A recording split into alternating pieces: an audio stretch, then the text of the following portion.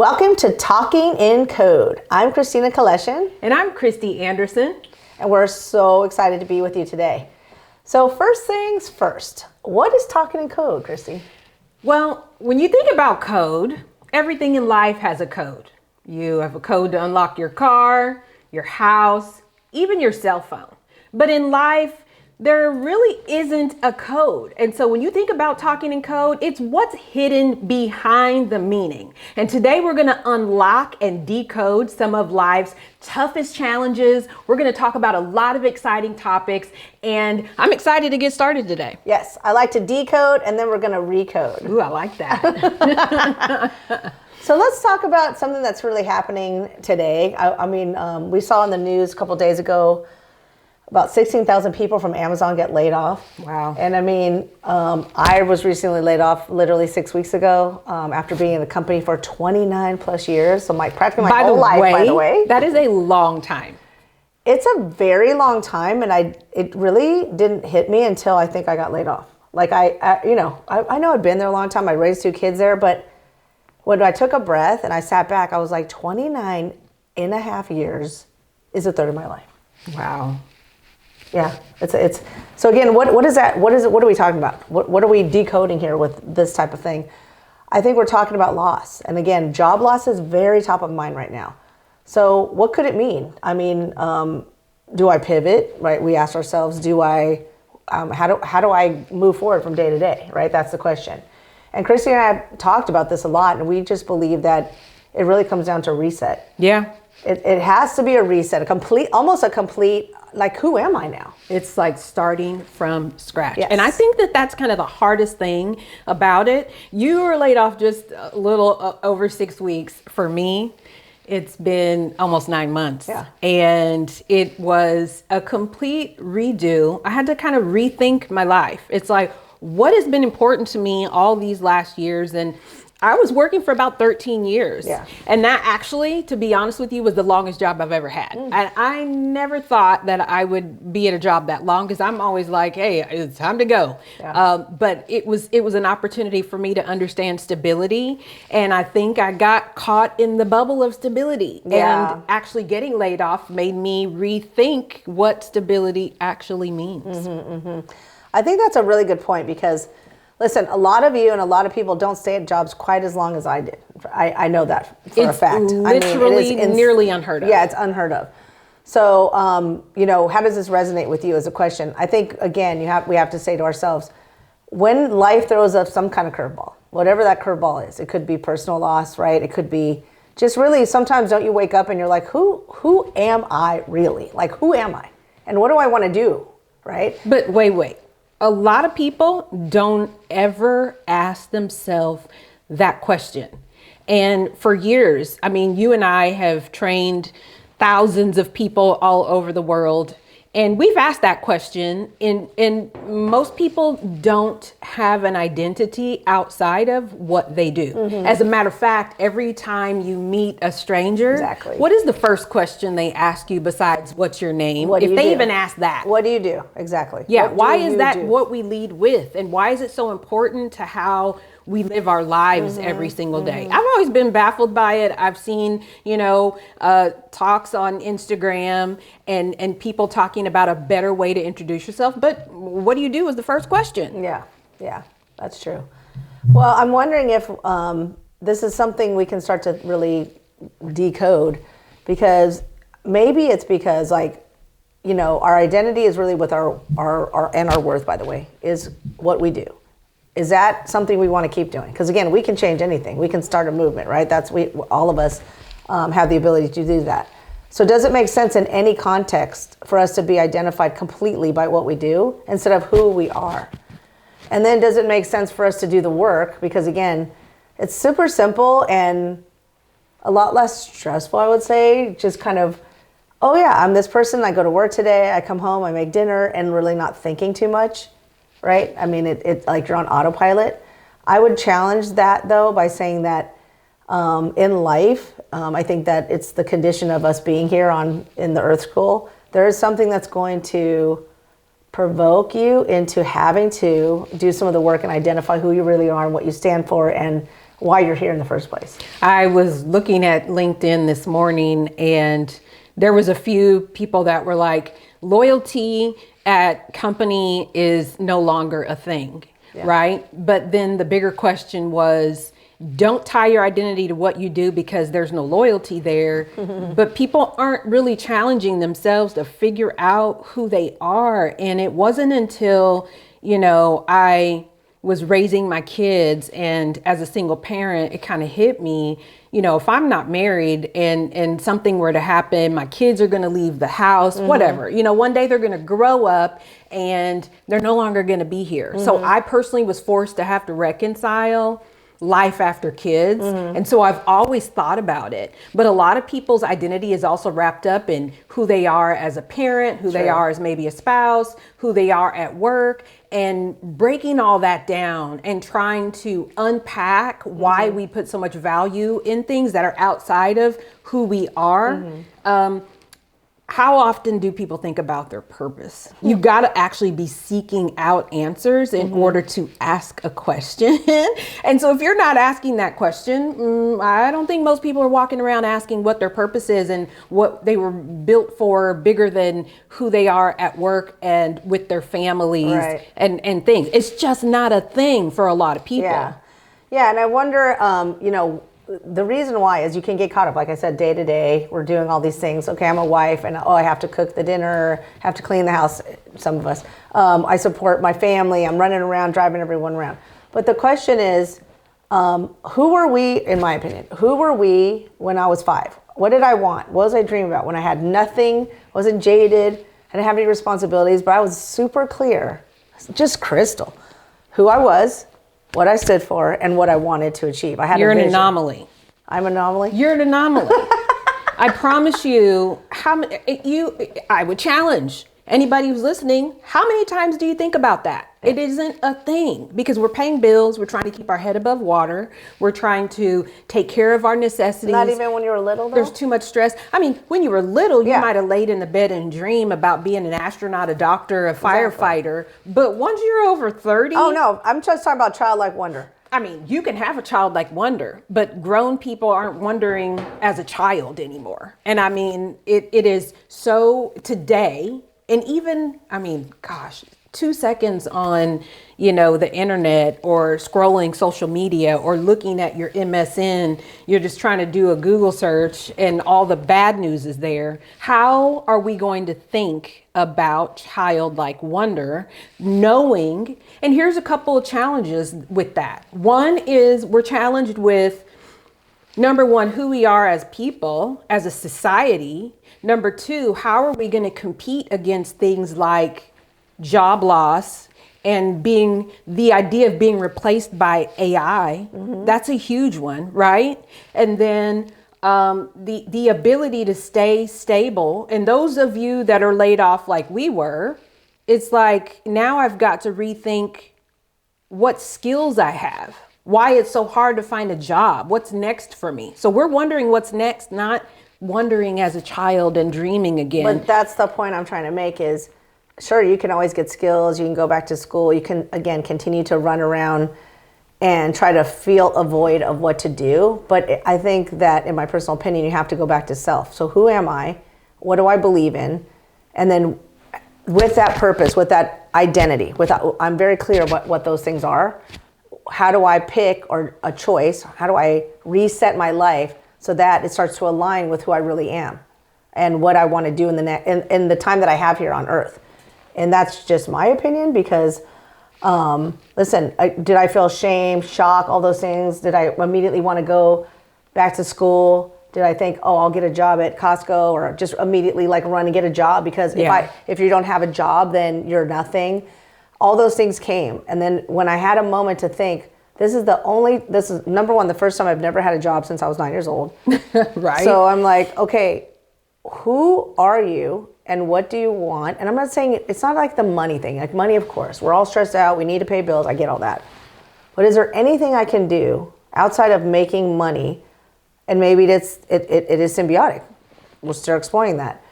That will sing to my soul. Yeah. That will say that when I do pass, people are like, yeah, she lived her purpose. That's a big thought. And fortunately, I think like you. So we're not that far, we're not that different. And I when I was speaking really of challenging the idea of purposeful thinking or digging deeper, today I can understand and empathize with those who are not necessarily in that vein. They're not thinking that way. So today is about a challenge of the way you think. Yeah. When I got laid off, I didn't take any time. Although the people that I was consulting with were like, take some time, decompress. You worked for a long time. You deserve to take a break. Everybody told me that too. I hoped to be able to do that. But, after about 5 days, I woke up, that fifth day and you and I had just had, met for dinner, somebody else who had quit their job and we had talked and,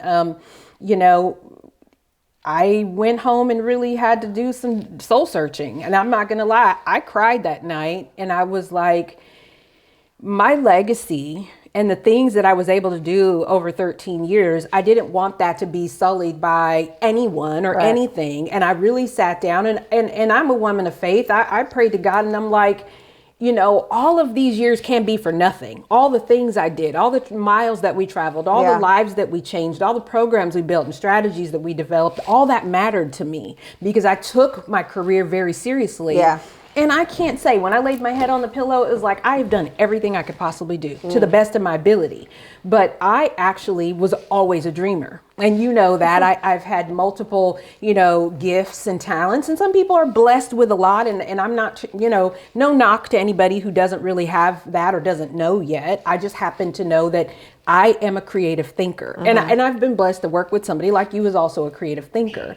So when I woke up the next day after we met, I was like, okay, I'm brushing my teeth and all of a sudden, bing, this idea came in my head and the word just popped up and it was like the code. Well, you remember, you and I were kind of exploring like, if we could do anything, after these years, we want to work together and we want to start a company. Yeah. And that's exactly what I decided to do. Sit down, think about what does the code mean to me, and me and ChatGPT, man, we got on fire. I was, coming up with concept and ideas. And for about a month, I was working frantically as hard as I could to get it all from here to on paper. Yeah. And that's the birth of the Code Collective.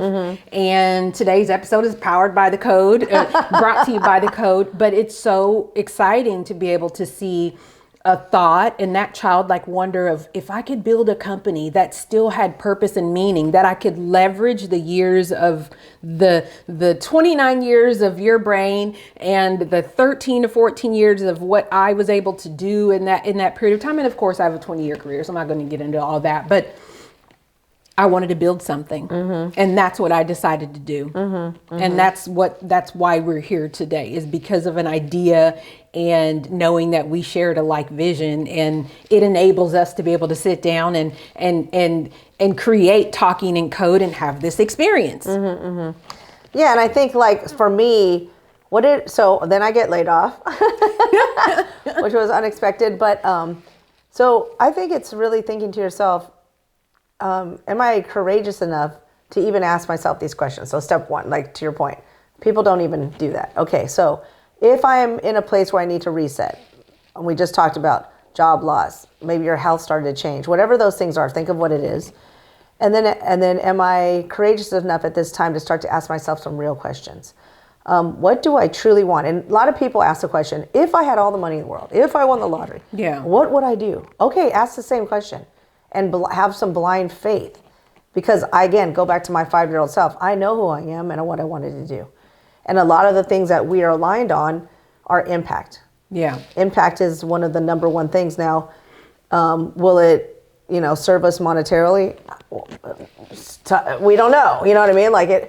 But is that, the alignment and the goal is to be able to put something out in the world and of course get paid for it, but also to hopefully make an impact with one person at a time. One person at a time. But it's actually living on purpose. Yeah. And to be honest, after a career that long, and to be honest, this is my third layoff.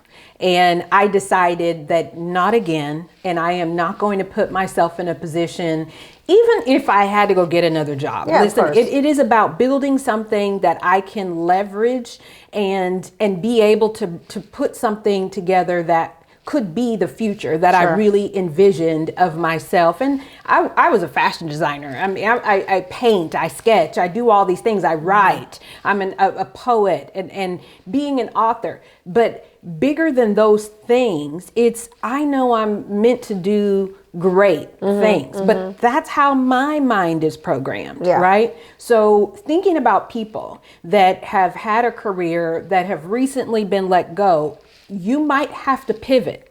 And that pivot or that shift or that mindset change might say, you know what, I got to go back to school. Yeah. Or, you know what, I need to sit down and recalibrate how I operate. And maybe that means I might have to get a new skill set. Yeah. Or I might need to reposition myself to align with different types of people, because that can also be a deterrent to your ability to see, think, and feel differently about yourself.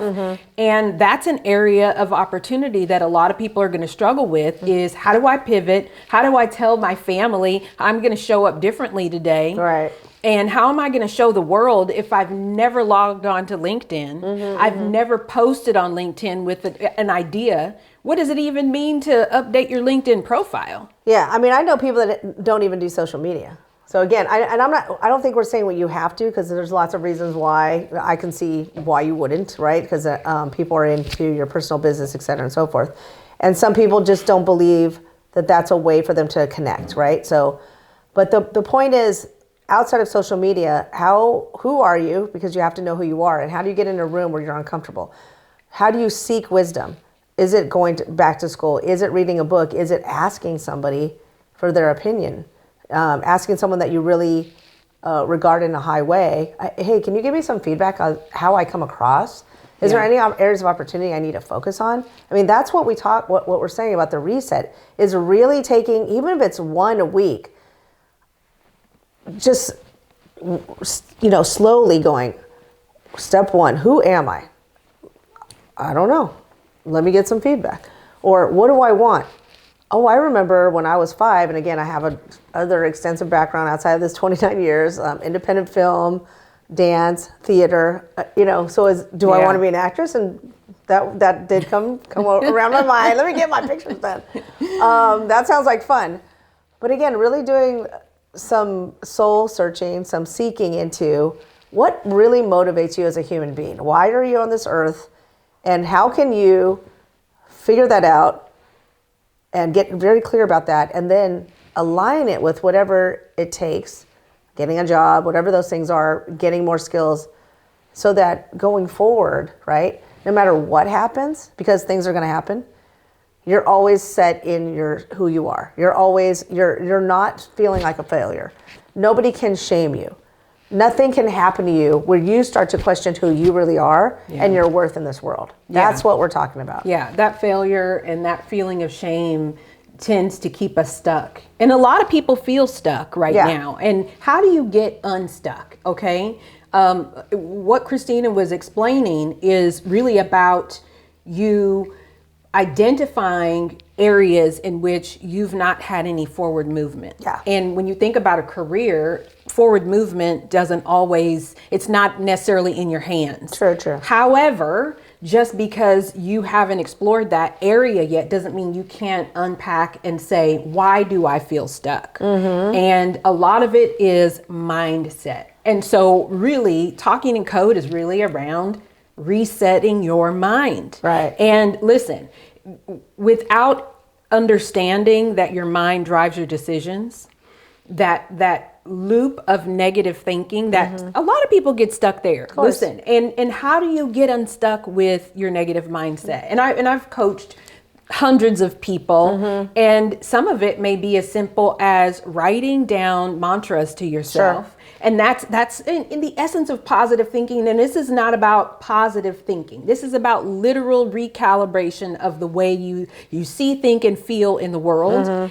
And sometimes you have to write them down and post them up. And I did this for about 6 months back, when I was originally a few years back, really trying to refigure who I am. And that question crops up for a lot of us around 40. Around 40, listen, there may be some 30-year-olds going through this, but between the ages of 30, 40, and 50, and when you get laid off at 50, believe me, it brings up, you're literally through more than half of your life. Right. And to reestablish a new set of thinking at a certain age in which you had a lot of certainty and potentially have built up a life for yourself. You've had friends, family, you know the routine, right? Monday through Friday, you go to work. Saturday, you relax. You might have a barbecue. Sunday, maybe if you go for a run or you go to church, like this is a routine. Now your routine is broken. How am I going to reset my mind from this is the way I used to think to this is the new way of thinking? And it requires you to do work. And that work is deep inner reflection. It's mirroring what I see in myself. And sometimes you might even have to stand in the mirror and say, this is who I am. And speaking good things over yourself, speaking good things over your future. And it's not easy work because as soon as you do that, you walk out, you're going to get tested. What's going to happen? You're either going to go back to the old behavior or you're going to actually step in and say, no, I am not thinking this way anymore. And then you say that good thing over yourself and you keep repeating that process to unstick it's like reprogramming your literal mind. And it's a thing, and you can read about it. Every type of, and this is not positive thinking. It is reprogramming and undoing years of trauma, abuse, consistent, routines. It's breaking it all up and rebuilding yourself brick by brick, one day at a time. Right. Yeah, I mean, it's really important work. And again, if you think about it, if we were all kind of focused on that work, the world would be a different place, right? It would look completely different. But again, everyone's on a journey, and this isn't about, to me, I always think this, it's not good or bad. Everyone's good, by the way. I believe there's goodness in everyone. Let me put it that way. We hope. There's goodness in everyone.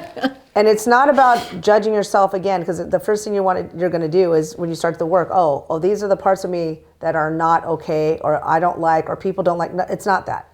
It's really, again, starting with step one, who am I? What do I want to be? And what are those things I need to do to get there? Because again, you might not be. You might have been, like Chris said, listening to the news. You're around stinking thinkers, right? So you have to start to unpack that. Oh, okay, maybe I'm going to turn off the news, or I can watch it for weather and those types of things. And maybe I want to change my algorithm because, trust me, your algorithm is set by the things that you've already liked. Absolutely. So if you've liked a lot of negative stuff and you've also put some negative stuff in the world, you're getting a lot of stuff that you're so programmed that you're not aware. So taking a break or starting to really seek out positivity, seek out gratefulness, seek out what does happiness look like, seek out how to become a better version of you. All those things will start to change your algorithm, and you'll start to, and I believe 100% that once you put that energy out there, you put out there what you're trying to achieve. Yes, you're willing to work hard. Things start to come to you. And it's strange. A video, a text, literally it could be anything, but the universe starts to understand what you're trying to achieve, and it works with you instead of against you. And that's something I've seen over and over. And with people that we have trained or touched and all over the world in lots of different countries, they have the same experience. It's like things just start to shift. Yes. Surrounding yourself with those types of people that actually lift you up as well is another big one. And I do see the signs, all around. And it's so funny because if you have one conversation, once you start to shift your mind, you're going to start to notice the difference in how you think and other people think. Yeah. And you're going to find that there's a lot more stinking thinking out there and you're just not going to resonate with it anymore. And I love that growth moment when you finally realize the things I used to do and listen to, it's not gelling, it's not vibing with me. And you're going to really start to notice the difference in the way that you are. And it's like being on a different plane. And when you're not, you're going to want to align naturally with people who bring out goodness in you and make you feel good. And listen, in a world that's littered with negativity, bad news, it's more important now than ever to surround yourself with those types of people that are going to actually lift you up and make you feel good, despite wherever you are. And listen, the other thing that that you can do outside of the positive thinking and realigning and, establishing your purpose, it's getting outside of your comfort zone.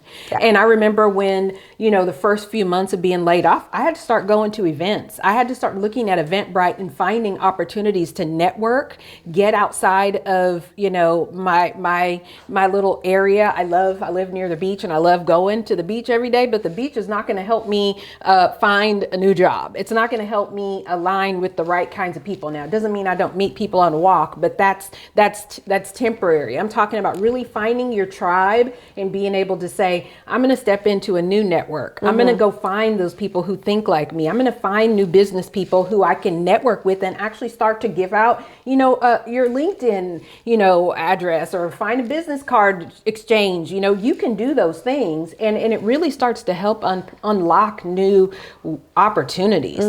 I think, you can tell by the way we're talking, Christina, that we're a little bit more, we're not introverted, I guess I would say. And for those of you who are, I want to make sure that you understand there's space here too. I was talking to somebody yesterday who's a board member and an amazing human being, highly accomplished mom with twins, was a prosecutor, blah, blah, blah. And she immediately told me, I know who I am. I do not like to talk to people. I do not like to be in the front. I do not like to meet new people. I love that. But you see what I'm saying? It's clarity. And I was like, I love that you know who you are. And I think that's amazing. Thank you for saying that. And so the reason why that's so important is that going in networking isn't going to be your thing. And so what is your thing? Again, the more you know who you are, what's going to resonate you, what's going to push you, right? And push you in a way that makes sense to who you really are. So whatever personality type you are, these are the things we do. We like to network, or we think getting uncomfortable is being with people that we believe are smarter than us. I mean, that's my belief. Or getting around people that are really going to tell you the truth, right? So, hey, you are a little bit, like, settle down there, Christina, like, just take it back a notch. Okay, no problem. And I think that's really important, and vice versa. So sometimes if you, in your house all the time and you don't want to get out, it's really like, is it because, it's super uncomfortable, or does it really just not resonate with who I am? I mean, these are just questions to ask yourself.